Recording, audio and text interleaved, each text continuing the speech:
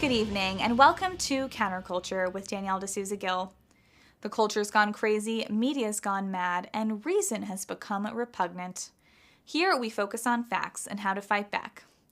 Tonight, we will be discussing religion in America and perhaps some surprising alliances between different religions in order to fight back against the secular radical left. We'll also speak with Pastor Chris Thoma in Michigan about this important topic. Historian and self-styled philosopher Yuval Noah Harari was interviewed recently on the first episode of the show It's Not That Simple. During that 40-minute interchange, Harari opined on the possibilities of AI's creative powers and suggested that artificial intelligence may soon introduce humanity to the first religion created by a non-human superintelligence that would be distinct from other existing religions in that it is autocorrect or actually correct. Take a listen. AI can create new ideas, can even write a new Bible. Throughout history, religions dreamt about having a book written by a superhuman intelligence, by a non-human entity. Every religion claims our book, all the other books of the other religions, humans wrote them. But our book, no. It came from some superhuman intelligence. In a few years, there might be religions that are actually correct. That just think about a religion whose holy book is written by... Harari no doubt views himself as something of a visionary and radical pioneer. He speaks about the advent of an AI-generated religion as if such a thing would be a net positive for humanity, a religion that is finally correct, implying that there are currently no correct religions on Earth. What's funny about this statement is that Harari is not heralding some bright new future, but attempting to throw humanity millennia into our past. He fails to see that a creation of AI, itself a creation of mankind, is not just a man-made religion, but one rung lower than that. It's a man-made machine religion. At least the golden calf that Moses found, the Israelites worshipping in the book of Exodus, was just a man-made religion. It was only one step removed from God. Harari wants to worship what the calf would have worshipped. Just because it's made of zeros and ones doesn't make Harari's idea new. It's a very old idea. Like most people who are skeptical of or antagonistic towards religion, Harari's proposed innovation is regressive, not progressive. If he really understood history, he would have noticed that faith in all cultures has had a central role in forming and strengthening societies and advancing civilizations. Religion gives us our shared identity and focuses our cultural energies towards a common good. It's a fact of history that societies that embrace religion make real advancements in the arts, sciences, and technology. Societies that abandon faith and give themselves over to their base desires and devolve into chaos and violence are far worse. What has been true of ancient cultures has been true of modern communist cultures, and is true about our current culture. What else can you call it when grown adults of high social status and educated background, people like Supreme Court Justice Ketanji Brown Jackson, publicly proclaim that they are intellectually incapable of defining the word woman? Forgetting basic concepts isn't progress. It's regress. Our society has adopted the attitude of people like Harari and others on the corporate left. We've become antagonistic towards God, faith, and the people who follow and believe in God. It didn't take long for us to go from rejecting God to forgetting what a woman is. And it didn't take long for this new man-made religion of personal license and gender identity to take the place of traditional religion in our public lives. Our civilization has become dumber. We worship sexual deviancy, and we openly persecute Christians who dare to speak out. It's not hard to see all of this is related. Unfortunately for them, people like Harari and communists are suffering delusions of grandeur and hubris. They believe that what they destroyed will also be up to them to replace. But it's not up to them to determine what becomes the center of our rebuilt civilization. They are a tiny minority of self-loathing people.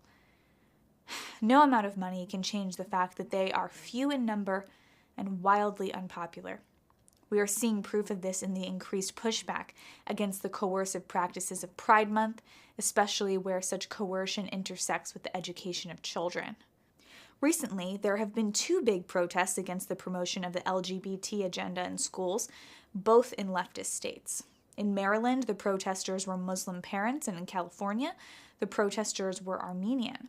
It's worth pointing out that Armenians are one of the oldest Christian groups on earth. We need to take a step back and understand what these events signify. Across the country, faithful Muslims are joining forces with faithful Christians in order to protect their children from predatory school policies that really everyone should see as evil.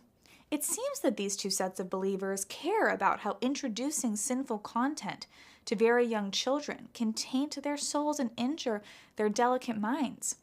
Or maybe they're just worried about the fact that the government's own data shows a 55% increase in sexual violence in our schools between 2015 and 2018 alone. These protests demonstrate the civilizing effect of religion on society. A country that abandons its future generations to the predations of sex-crazed maniacs can only reap destruction and violence. Now Christians and many others of other faiths are realizing that they have much more in common with each other than the creepy blue-haired cat lady who wants to spend all day talking about her sex life to 2nd graders and let them choose their own gender. These faithful see that the coercion and threats being levied at Christians and understand that they're next for the FBI squad to show up at their door. So now they have a common cause. We are seeing the beginning of what Peter Kreeft, an actual philosopher, back in 1996 called ecumenical jihad. This team-up of modern crusaders and jihadists against the satanic forces of communistic hedonism marks a new chapter in a story between these 2 religions, a story that was historically marked with mutual antipathy.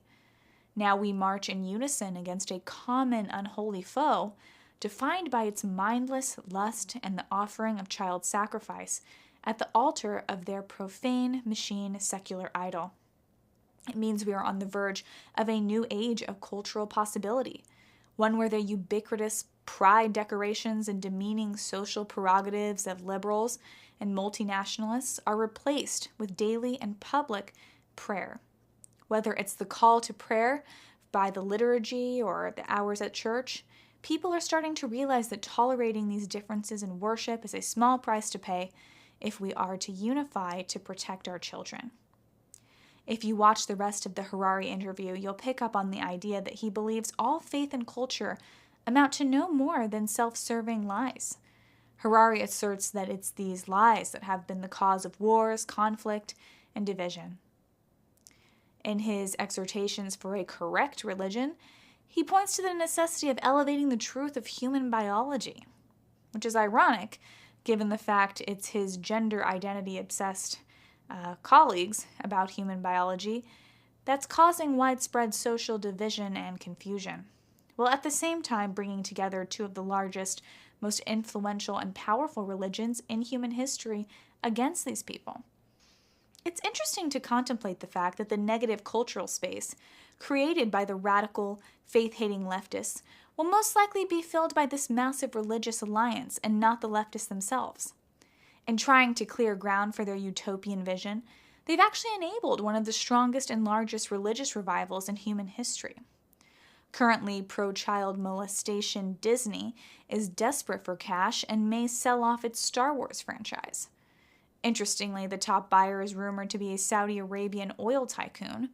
Should that deal close, you can bet that there won't be any LGBTQ plus trans characters anymore in the Star Wars canon, thanks to some traditional values there. This is a good example of what the future of America itself may look like under this new mixture of cultures. And it was all made possible by leftists who wanted to erase Christianity and morality from the public sphere. So congratulations, leftists, you've played yourselves.